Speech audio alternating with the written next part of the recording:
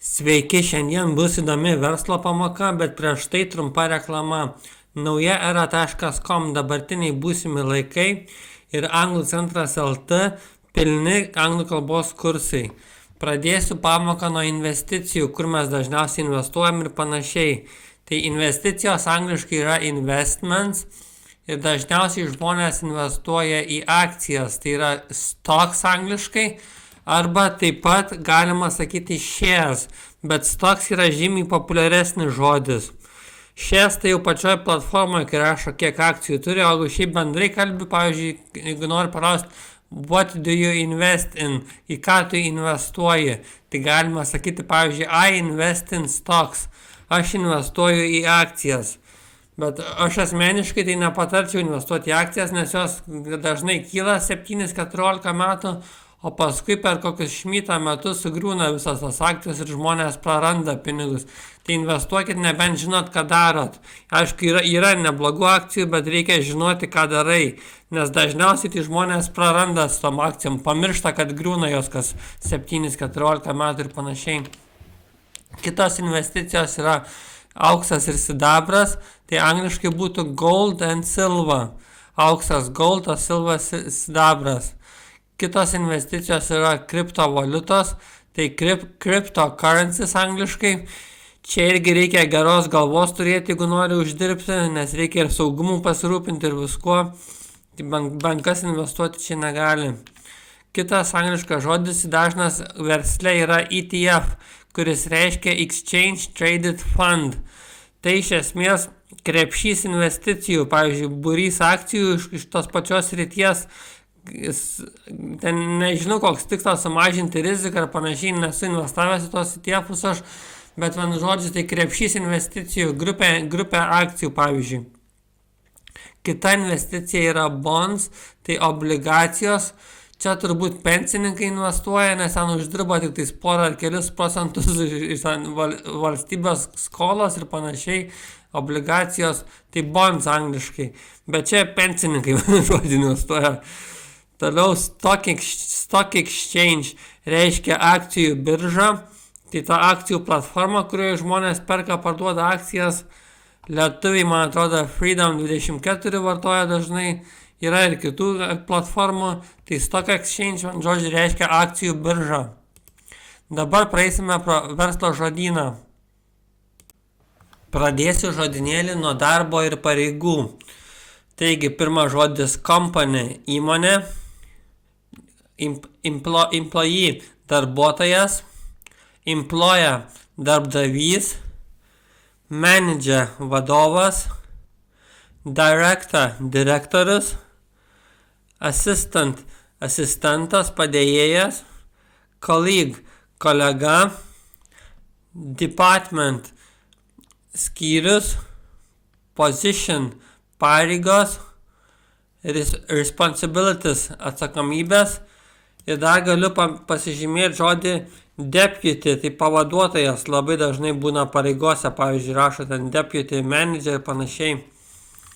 Kitas žodinėlis bus biuras, tai office biuras reiškia, desk, darbo stalas, kompiuteris arba laptopas, meeting room, posėdžių salė, document, dokumentas, report, ataskaita, schedule, tvarkaraštis, deadline, terminas, iki kurio reikia ką nors atlikti, printer, spausdintuvas, phone call, telefono skambutis.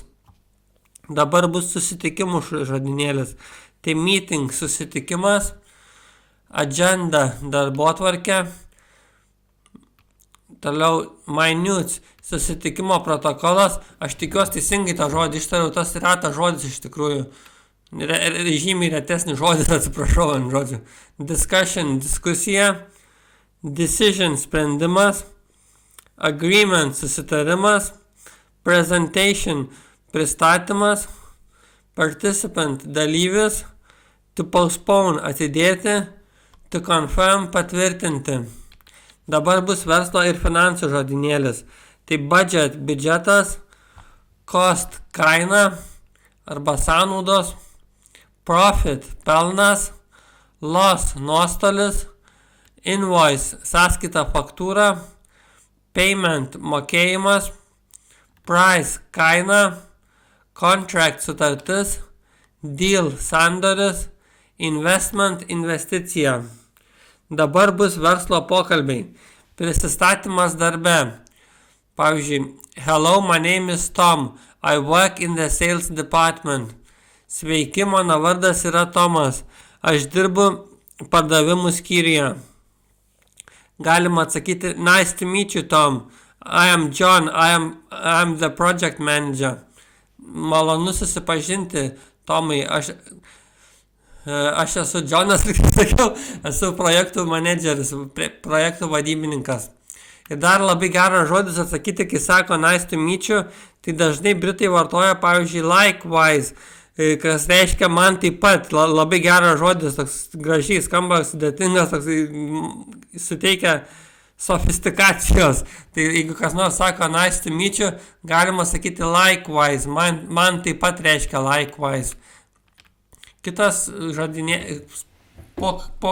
verslo pokalbių tema – susitikimo planavimas. Can we schedule a meeting for tomorrow?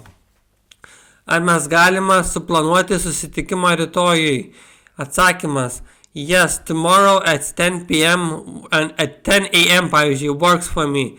Taip, rytoj 10 ryte tinka man. AM ryte, o PM po pietų reiškia. Great, I'll send you an email. Puiku, aš pasiūsiu jums elektroninį paštą, elektroninį laišką. Ir taipogi dažnai vartoja anglai can we meet up tomorrow, pavyzdžiui. Meet up tai susitikti. Can we meet up tomorrow, ar galima susitikti rytoj. Dabar telefoninis pokalbis. Pavyzdys. Good morning, this is ABC company. How can I help you? Labas rytas, čia ABC kompanija, kaip galiu padėti jums? Hey, I'd like to speak to the manager, please. Sveiki, aš norėčiau pakalbėti su vadybininku, prašau. Dabar naudingos elektroninių laiškų frazės.